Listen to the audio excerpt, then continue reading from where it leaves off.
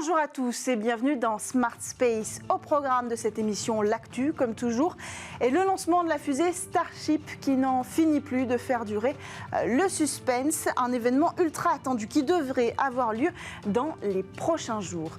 Le lancement de la mission JUICE prévu lui hier, reporté à aujourd'hui à cause des conditions météo. On parlera aussi du dernier appel d'offres de France 2030 et puis d'un tout nouveau contrat signé pour la start-up Exotrail. Et puis en deuxième partie d'émission, c'est le Space Talk et on va parler avec nos invités de cybersécurité. Un risque croissant, un marché prometteur et des enjeux qui dépassent largement l'échelle de l'industrie spatiale, des enjeux de souveraineté et de sécurité nationale. Voilà pour le programme, on démarre avec l'actualité spatiale sur Bismart. Décollage imminent pour le plus gros lanceur jamais conçu, Starship de SpaceX. Une fusée de 120 mètres de haut pour 9 mètres de diamètre. Dans un tweet partagé le 11 avril dernier, l'entreprise américaine confirme l'imminence de son tout premier essai complet avec le Starship, sauf coup de théâtre. Le décollage est censé survenir entre le 17 et le 23 avril prochain. Un vol extrêmement attendu par la communauté scientifique, par le secteur spatial en général, mais aussi par le grand public. Pour comprendre ce qui va réellement se jouer sur le pas de tir texan d'Elon Musk, nous avons en ligne Guillaume Langin, journaliste scientifique. Bonjour Guillaume, bienvenue dans Smart Space. Alors qu'est-ce qui rend ce lancement si spécial? C'est cette dimension colossale? Oui, bonjour Cécilia, absolument. Donc la fusée, la Starship de SpaceX, c'est la plus grande jamais conçue. On est vraiment dans la catégorie des lanceurs ultra lourds. On peut la comparer à d'autres lanceurs immenses qui ont fait l'histoire du spatial. Donc la mythique Saturn V qui a amené les humains sur la Lune lors du programme Apollo, ou plus récemment le SLS de la NASA. Le Starship bat beaucoup de records. Une des caractéristiques assez hors normes, c'est le nombre de moteurs qui vont s'allumer de concert. Pour son premier étage, là, le Super Heavy, il en embarque 33 moteurs qui vont fonctionner ensemble. Il y avait une fusée soviétique, la N1, développée dans les années de guerre froide, qui elle faisait tourner 30 moteurs ensemble. Elle n'a jamais très bien marché. Et puis le Starship, s'il est si massif, c'est qu'il peut envoyer des très grandes charges utiles en fait en orbite basse. C'est de 100 à 150 tonnes qui sont envoyées en orbite basse. C'est ça l'objectif. Et pour se faire et en plus faire réatterrir des engins, ça c'est notre caractéristique. Elle est réutilisable, la fusée. Eh bien, il faut embarquer énormément de carburant et avoir une poussée monumentale, si bien que le risque d'explosion n'est pas à ignorer. Donc c'est un crash qu'on pourrait voir lors de ce premier lancement. Et alors, si j'ai bien compris, elle est réutilisable, mais ce ne sera pas le cas de ce premier essai. Alors ça ne le sera pas effectivement. Néanmoins, le vol test qui est prévu par SpaceX prévoit de faire des pas en avant vers la réutilisabilité dès le début. Les deux étages vont après être montés, vont redescendre chacun à leur tour et décélérer pour faire des amérissages contrôlés et puis terminer dans l'océan. Sur le thème de la réutilisabilité, ce qui est une grande première également, c'est que l'intégralité de la fusée, l'objectif c'est que l'intégralité de la fusée est réutilisable. Le premier étage, comme le second, la Falcon 9 de SpaceX ou la Falcon Heavy ne réutilise que ses premiers étages pour l'instant. Là, il s'agit de faire rentrer dans l'atmosphère le Starship après qu'il l'a quitté et donc être à l'épreuve des échauffements liés à la grande vitesse de rentrée atmosphérique, vous savez, qui fait chauffer les carlingues, et voir si la protection thermique du Starship est suffisamment bonne pour protéger l'engin, ce qui n'est pas non plus garanti. Effectivement, c'est le sujet qui va être observé de près lors de ce premier test. Alors, qu'est-ce qu'on attend concrètement ? Donc il y a des enjeux. Faire voler une si grosse fusée, c'est déjà une démonstration technologique qui est un enjeu en soi. Ce que SpaceX attend, c'est de voir à quel point elle peut avancer vers la vision qu'a l'entreprise, la vision qu'a Elon Musk. Je pense à deux choses. La première, c'est que le Starship va être capital pour le déploiement de la constellation Starlink. Vous savez qu'il fait débat, cette méga constellation de satellites par milliers, même dizaines de milliers, c'est l'objectif autour de la Terre, également développé par SpaceX. À l'heure actuelle, la Falcon 9 peut en envoyer un peu moins de 60 d'un coup, ce qui est déjà énorme. Avec le Starlink, on montera d'un ordre de grandeur et puis le but est pour SpaceX d'en envoyer énormément, environ 200 d'un coup, et cela permettra à l'entreprise d'atteindre plus vite cet objectif de méga constellation. Et puis il y a une deuxième utilité sur lequel on peut attendre le développement du Starship, c'est le programme Artemis. Vous savez que SpaceX a obtenu de la part de la NASA le contrat de service qui consiste à déposer les astronautes du programme Artemis sur le sol lunaire, depuis l'orbite lunaire jusque sur le sol lunaire. En plus, l'équipage d'Artemis 2 a été nommé récemment, donc vous voyez l'actualité, ce télescope en quelque sorte. Ce sera sur le papier pour la mission Artemis 3 à l'heure actuelle que SpaceX devra développer son atterrisseur lunaire, et cet atterrisseur lunaire, c'est une variante du Starship. En fait, c'est un vaisseau à tout faire. Donc là, on a un calendrier officiel qui est encore de 2025 pour la mission Artemis 3 visant à poser les humains sur la Lune. Ça va probablement glisser, mais c'est un calendrier très très ambitieux. Si aujourd'hui est un échec total, bien sûr, aujourd'hui, dans les jours à venir, est un échec total, bien sûr, ça va repousser ce calendrier. Alors pour la première fois, on va avoir deux énormes lanceurs qui vont cohabiter, le SLS et le Starship. Est-ce qu'on aura suffisamment de besoins à adresser ? On le comprend, il y a 40 000 quand même, l'objectif c'est 40 000 satellites dans la constellation Starlink, donc il y aura des choses à faire, mais est-ce que d'un point de vue économique, le SLS et Starship peuvent cohabiter ? Alors, ils ne sont pas du tout en concurrence pour l'orbite basse. Le SLS, c'est une fusée d'exploration lointaine. Donc sur ce front-là, ils vont tout à fait cohabiter. Dans les premiers instants du programme Artemis, ils vont effectivement collaborer. Donc le SLS amène les astronautes en orbite lunaire. Le Starship, lui, les descend sur la Lune et les remonte ensuite en orbite lunaire. Et puis c'est la capsule Orion lancée par le SLS qui les ramène sur Terre. Donc vous avez un petit peu ce tour de passe-passe, ce pas de deux entre les deux fusées. Plus tard, on peut se demander si le Starship, si tout fonctionne bien, eh bien, il ne peut pas faire ce travail lui-même de partir de la Terre avec les astronautes à bord et de les emmener lui-même sur le sol lunaire. Et pourquoi pas de les ramener sur Terre si les capacités de retour atmosphérique du Starship et sa protection thermique arrivent à être développées correctement. Et là, le Starship pourrait empiéter un petit peu sur le rôle du SLS. Qui décolle. Alors on va suivre ça effectivement avec attention. Alors on attend, si j'ai bien compris, le top départ de la FAA, c'est ça, pour donner l'autorisation de vol ? Oui, absolument. La FAA, l'administration fédérale de l'aviation donc américaine, est l'organisme qui délivre les autorisations de vol sur la base de respect de critères environnementaux. Lancer une fusée, c'est pas anodin pour l'environnement local et même global si vous en envoyez beaucoup. Donc SpaceX a dû respecter des préconisations listées par la FAA ces derniers mois, ces dernières années, pour décrocher cette autorisation et qui effectivement devrait arriver là dans les heures qui suivent afin de permettre à SpaceX de lancer depuis son site texan à Boca Chica dans le sud du Texas. Merci beaucoup Guillaume Langin d'avoir pris le temps de réagir dans le Call Actu à cette actualité. On attend avec impatience le lancement de Starship et on en reparlera dès la semaine prochaine sur Bismart. Alors on enchaîne quant à nous avec le reste de l'actualité et un autre lancement très attendu, celui de la mission JUICE qui n'a pas pris hier faux départ pour le programme d'exploration spatiale qui doit révéler les les secrets des lunes de Jupiter. Le décollage prévu à 14h15 a été annulé en dernière minute à cause des conditions météorologiques. Le lancement est reprogrammé à aujourd'hui, même heure, depuis Kourou, en Guyane, à bord de la fusée Ariane 5. La sonde atteindra Jupiter en 2031. Nous recevions la semaine dernière Olivier Huitas, responsable scientifique de la mission pour l'ESA. Alors rendez-vous sur bismart.fr si vous voulez tout savoir de la mission d'exploration interplanétaire.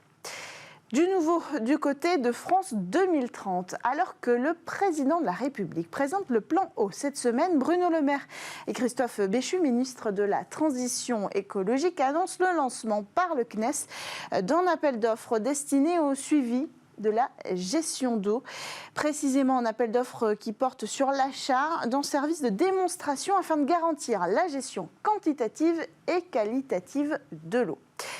Alors, ces services s'inscrivent dans les mesures 48 et 52 du plan eau. Ils s'adresseront aux services de l'État et à l'ensemble des acteurs des territoires mobilisés sur le sujet.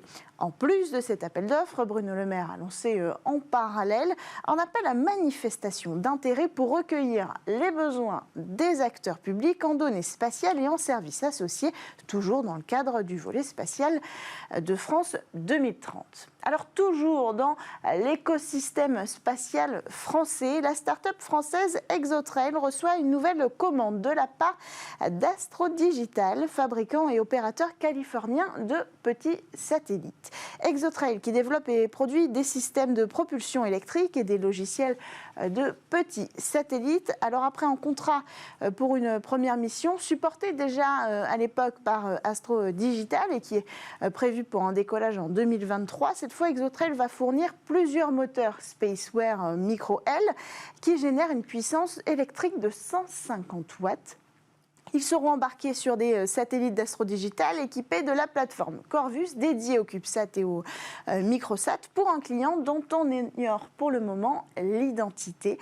Les nouveaux systèmes de propulsion d'Exotrail seront livrés au cours de l'année 2024. Voilà pour l'actualité. On enchaîne tout de suite avec le Space Talk sur Bismart. L'espace est devenu un environnement stratégique pour collecter et transmettre des données précieuses, un terrain de choix pour la cybercriminalité. Un risque grandissant qui ouvre au passage la voie à un nouveau marché, celui des solutions cybercriminalité appliquées au secteur spatial. Alors, quels dangers, quels outils et quelles opportunités se cachent derrière ce sujet? On va répondre à ces questions avec nos invités en plateau. En face de moi, Mathieu Bailly, vice-président du CISEC, une entreprise spécialisée dans la cybersécurité pour des missions spatiales avec des produits donc standards au sol et à bord des solutions embarquées. Bonjour. Bonjour Cécilia. Bienvenue sur Smart Space. Alors vous êtes aussi le cofondateur du CISAT, un événement européen dédié à la cybersécurité pour l'industrie spatiale qui va se tenir donc le 26 et 27 avril prochain à Station F. C'est bien ça? C'est exact. Et qui réunira des acteurs européens. Absolument, tous les acteurs européens et même en dehors de l'Europe. Les Américains, tous les gens qui sont intéressés au sujet de la cybersécurité pour le spatial. Alors on en redira un mot en fin d'émission. À vos côtés, Yvan-Michel Ekirch, Managing Partner chez Carista, le fonds français New Space, supporté par le CNES et la BPI. Bonjour. Bonjour Cécilia, bienvenue. Merci de l'invitation. Bienvenue sur le plateau de Smart Space. Alors est-ce que la cybercriminalité est plus fertile dans l'industrie spatiale qu'ailleurs? Alors, c'est un nouveau sujet, disons, dans l'industrie spatiale. C'est quelque chose qui est assez récent. Il y a eu une prise de conscience il y a quelques années. C'est largement dû au fait qu'on a eu l'entrée de nouveaux acteurs commerciaux avec le but de faire du business avec le spatial, l'espace. Et donc, du coup, générer de la valeur. Et c'est cette valeur-là qui attire les criminels. C'est-à-dire la donnée, en fait. Oui, donc la valeur des actifs physiques, donc les satellites qui sont en orbite. Donc ça coûte de l'argent d'envoyer un satellite, de l'opérer. Il y a aussi la valeur des données, donc des actifs digitaux, donc que ces satellites sont capables de collecter, donc des données qui sont absolument uniques et extrêmement précieuses, exactement sensibles.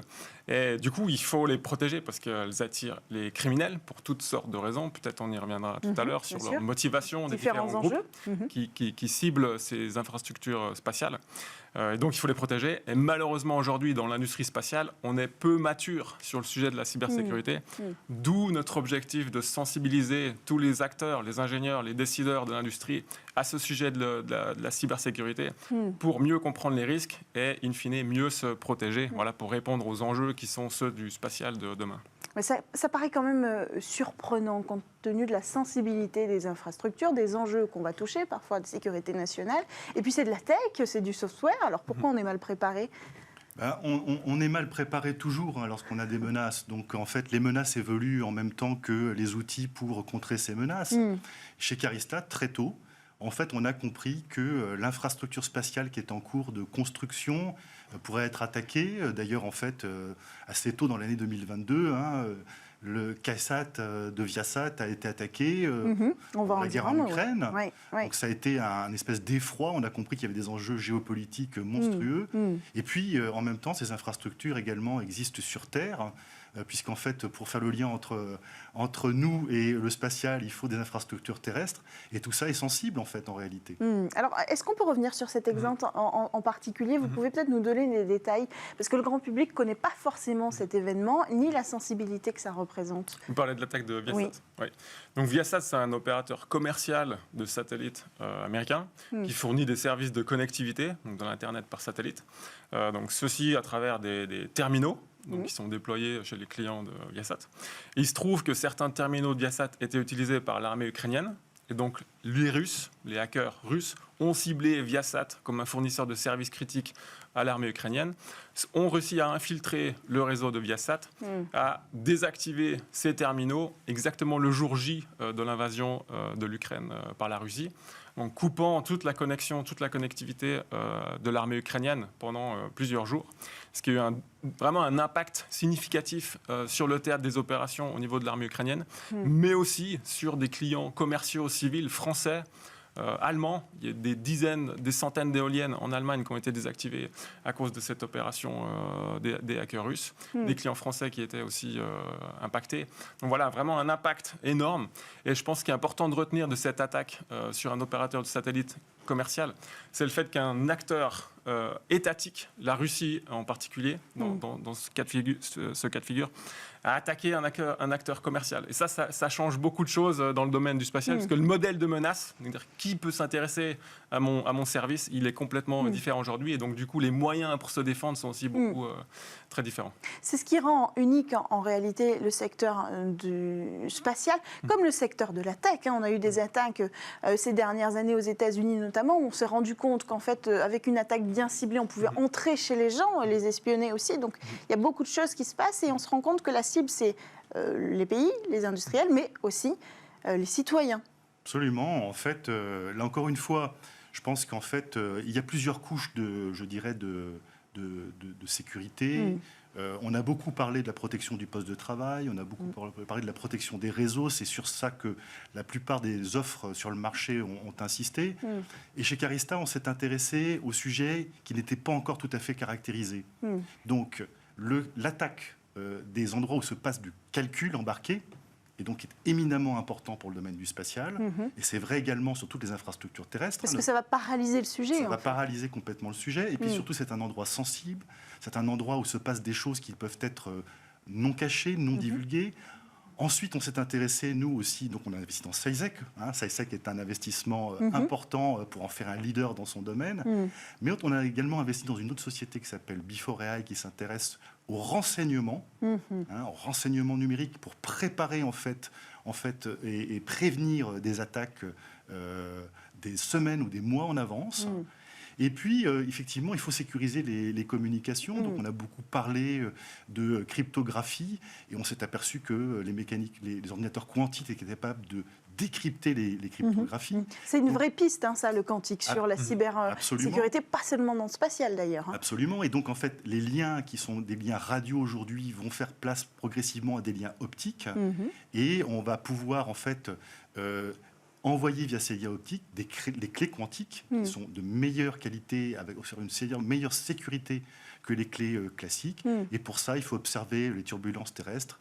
Et le fonds de Carista dédié au spatial a investi dans une société qui s'appelle Miratlas, qui permet l'observation de ces turbulences et de permettre une bonne communication informations de manière optique. Alors on comprend dans votre discours que pour être efficace sur ce sujet de la cybersécurité dans le spatial, il faut être en rupture technologique aussi. On ne peut pas seulement utiliser les mêmes méthodes qu'on utilisait dans d'autres secteurs. Oui, alors peut-être si je fais un pas en arrière. Donc historiquement, quand on regarde les missions spatiales, à part les missions institutionnelles vraiment scientifiques, qui ont peu de valeur, je dirais, financière ou géopolitique, les acteurs gouvernementaux et militaires ont pensé la sécurité des satellites depuis qu'ils lancent des satellites d'observation, de renseignement, d'intelligence, etc., avec des programmes qui sont extrêmement coûteux, extrêmement longs, donc plutôt une approche old space, entre guillemets. Et aujourd'hui, ce qu'on voit, c'est l'arrivée des nouveaux acteurs, avec des satellites plus petits, beaucoup plus innovants, avec des outils beaucoup plus modernes à bord, beaucoup plus de logiciels. Et c'est pour ce type de satellite, ce type de marché commercial qui est en train de vraiment de cannibaliser quasiment tous les autres, qui a un besoin de solutions de sécurité adaptées. Donc nous, c'est ce besoin-là auquel on veut répondre avec SISEC, pour pouvoir adresser tous les acteurs qui sont en train de se lancer. Et qui seraient mal préparés, en fait, ces nouveaux arrivants qui sont mal préparés, mais qui ont d'énormes technologies à valeur ajoutée à protéger. Et est-ce qu'on peut mesurer ce marché, ce nouveau marché donc de nouveaux entrants, qui est complètement calqué sur ce modèle de New Space, en cybersécurité dans le secteur spatial ? Il est chiffrable aujourd'hui, le potentiel de ce marché-là ? L'industrie du spatial, pourquoi on s'y intéresse, c'est environ 500 milliards de dollars aujourd'hui. Et ce qu'on croit vraiment, c'est que dans chaque endroit de ces 500 milliards de dollars, il y a un sujet de cybersécurité. Donc, le marché, il faudrait faire un calcul bottom-up en se disant, tiens, si je lance 10 000 satellites, il faut que ces 10 000 satellites soient sécurisés avec une solution SISEC, par exemple, ce qui donne une idée de taille de marché. Au hasard. Je pense que chaque petit coin, je dirais, de cette infrastructure spatiale des 500 milliards de dollars doit être cybersécurisé, en fait. C'est un potentiel assez énorme. Un potentiel énorme. Est-ce qu'on a une somme d'acteurs suffisante pour traiter ce sujet-là ? Peut-être juste pour revenir sur la question du marché, donc, ce qu'on voit sur des marchés plus matures comme les services financiers, etc., la cybersécurité, ça représente à peu près 10% de l'enveloppe globale d'un marché, voilà, pour un marché mature. Donc nous, dans le spatial, aujourd'hui, on est loin, mais on progresse, et à terme, on va arriver vers ce chiffre-là. Si on prend une enveloppe de 500 milliards, ça représentera à peu près 50 milliards. C'est pour ça qu'il faut éduquer aussi. Oui, alors j'y venais justement. Donc ces acteurs, ils partent de loin. C'est pas tout à fait de leur faute. Aujourd'hui, si vous faites super-héros, vous n'avez pas de formation en cybersécurité, en cryptographie, etc. Donc, il faut travailler auprès des jeunes. C'est pour ça qu'on invite les étudiants à SciSat dans 2 semaines. Il faut travailler auprès de tous les ingénieurs qui sont aujourd'hui en poste pour les former, pour les sensibiliser au sujet de la cybersécurité, pour qu'ils prennent en compte les risques cyber dans le modèle de risque global de la mission. Parce que le but d'embarquer des produits de sécurité, c'est de contribuer au succès de la mission. C'est ça le but, c'est de pouvoir se protéger contre des acteurs malveillants qui font maintenant partie du paysage. Donc on a parlé de géopolitique. Il y a plein de raisons d'attaquer un satellite ou un service de communication par satellite. Donc c'est pour ça qu'il faut mieux comprendre les risques pour ensuite mieux se protéger. Aujourd'hui, on n'a pas les outils. Nous, SciSec, c'est notre rôle de développer ça grâce à Carista. Alors, est-ce qu'on peut avoir un exemple d'outils à impliquer, sans que vous nous révéliez peut-être tous les secrets technologiques de votre entreprise, mais comprendre en quoi consistent ces solutions ? Oui. Alors, pour bien comprendre, en fait, ça dépend beaucoup du but de la mission. Donc, nous, chez SciSec, on a travaillé avec une dizaine d'acteurs, d'opérateurs du New Space, qui sont venus nous voir en disant, voilà, ça, c'est notre business. Comment je peux me protéger ? Donc, il faut vraiment avoir cette approche de security by design, où on réfléchit, donc, qui peut m'attaquer ? Quels sont les moyens de ces attaquants potentiels ? Est-ce que, par exemple, un acteur étatique russe, pour reprendre l'exemple de Viasat, peut s'intéresser à mon service? Est-ce que je travaille d'une façon ou d'une autre pour les renseignements ukrainiens? Comment c'est s'emplit? Est-ce que je veux fournir des services au gouvernement français, etc., etc. En fonction de ça, en fonction du but de ma mission, alors là, je dois décider qu'est-ce qui est le plus critique? Est-ce que c'est la confidentialité des données? Est-ce que c'est la disponibilité de mon service? Est-ce que c'est l'authentification de mes données qui va être la plus importante? Et en fonction de cette réflexion, on met les outils en place pour protéger les données les plus sensibles. Donc c'est vraiment cette démarche-là qu'on essaye de promouvoir vers nos clients. Donc du sur-mesure, en fait. Oui. Oui, parce que chaque business est particulier, donc il faut réfléchir ça. Et ensuite, nous, notre job chez SciSec, c'est de développer des produits qui sont le plus standard possible, qui soient le plus intégrables, etc. Oui, etc. L'interopérabilité, c'est un énorme sujet, surtout dans le secteur spatial. Absolument, absolument. Donc voilà, on doit fournir les briques de base qui sont ensuite utilisables par tous les opérateurs aujourd'hui. Est-ce qu'il y a une différence sur ce sujet entre l'Europe et les États-Unis, par exemple? On récupère cette vague du New Space. Est-ce que sur le sujet de la cybersécurité pour les acteurs du New Space, aussi, on serait un petit peu en décalage? Je crois qu'en fait, en tout cas, les besoins sont les mêmes. Oui. Si on regarde les constellations, qu'elles soient de petite taille, de taille moyenne ou de grande taille, Starlink, Planet, OneWeb, les enjeux sont les mêmes. Donc, en fait, est-ce qu'ils sont protégés? Est-ce qu'ils sont protégés? Ils ne le diront pas, en fait. Mais je pense qu'ils ont nécessairement besoin de vérifier s'ils sont protégés. Et s'ils ne le sont pas tout à fait, de faire appel à SciSec pour être protégés. Non, on se rend compte du potentiel du marché aussi, et de l'importance de réagir vite, de trouver des financements, Absolument. D'avoir de nombreux acteurs pour ne pas être en retard sur ce sujet-là, quoi. Il y a un sujet d'enjeu européen, de souveraineté, qui s'appelle RISC-Square, qui est la constellation européenne lancée assez récemment par le commissaire européen Thierry Breton. Et la cybersécurité est au centre des consortiums qui seront créés pour aider cette nouvelle constellation à être aux normes, aux meilleurs standards de cybersécurité en Europe. Et pour l'Europe. C'est une transition toute trouvée. Est-ce qu'il faut normer davantage la cybersécurité, la sécurité dans le secteur spatial en particulier? Est-ce qu'il va falloir imposer une réglementation efficace ou est-ce que ça se fera seulement par le privé? De la manière un petit peu similaire à celle que vous avez pris comme exemple Exotrel. Vous avez parlé d'Exotrel, qui est une participation historique de Carista également. Il va falloir, je pense, imposer de manière commerciale ou de manière standard, en fait, effectivement, l'équipement de l'infrastructure spatiale d'éléments de base, dont la cybersécurité. Donc je crois beaucoup au fait de disposer d'un acteur qui permet d'offrir une solution le plus standard possible et la plus adaptée en fait au modèle en fait que l'on souhaite pour protéger ces infrastructures, mais également les données et donc les citoyens. Non, j'allais juste mentionner pour revenir sur les États-Unis. Donc nous, quand on a créé cet événement SciSat, c'était parce qu'on était un petit peu jaloux de ce qui se passait aux États-Unis. Donc ils avaient déjà des conférences, des programmes même de hackers, HackerSat, qui est maintenant très connu, des chercheurs qui travaillent sur le sujet. Et en Europe, en 2018-2019, quand on a commencé à s'intéresser au marché, il se passait pas grand-chose. Donc on s'est dit, voilà, il faut lancer le premier événement européen. Donc c'est comme ça qu'on a créé le SciSat. Et même chose du côté des solutions et des produits. Donc il y a un peu plus de maturité côté américain parce qu'ils ont compris que le spatial était un enjeu géopolitique. Donc Trump a créé la Space Force dans les années 2018-2019. En Europe, on est un petit peu plus lent. Donc c'est pour ça qu'on essaye de rattraper notre retard et d'avoir des briques technologiques souveraines. Donc voilà, c'est l'enjeu géopolitique avec la constellation européenne RISC-Square. Il nous faut des acteurs européens, il faut un écosystème européen. Et il faut des fonds pour les financer. Et il faut des fonds pour les financer, exactement. Alors, on va conclure cette émission. On rappelle que donc, le 26 et le 27 avril prochain, à Station F, a lieu ce fameux événement, le SciSat, qui va réunir combien d'acteurs à peu près de l'industrie spatiale, de la cybersécurité en général et de la tech aussi, c'est ça ? Oui, c'est ça. Donc l'idée, c'est vraiment de décloisonner, de mettre ensemble les acteurs du spatial, les ingénieurs, les décideurs, avec le monde de la cybersécurité. Il faut que ces deux mondes puissent se parler pour créer cet écosystème qui manque aujourd'hui, fournir des solutions pour la constellation européenne, pour tous les futurs programmes qui vont venir. On attend à peu près 500 personnes à la station F. Donc voilà, on double chaque année. Si on croise les doigts, on va devenir le plus gros événement mondial sur le sujet, avec les meilleurs experts. Les Américains viennent à Paris. Voilà, on est en train de créer un peu c'est une vitrine pour les acteurs européens. Exactement. Et on a la chance de compter tous les leaders industriels europééens, les agences, l'ESA, le SPA nous font confiance, Airbus, Thales, OHB, etc. Le CNES, bien sûr. Philippe Baptiste fera l'ouverture de l'événement.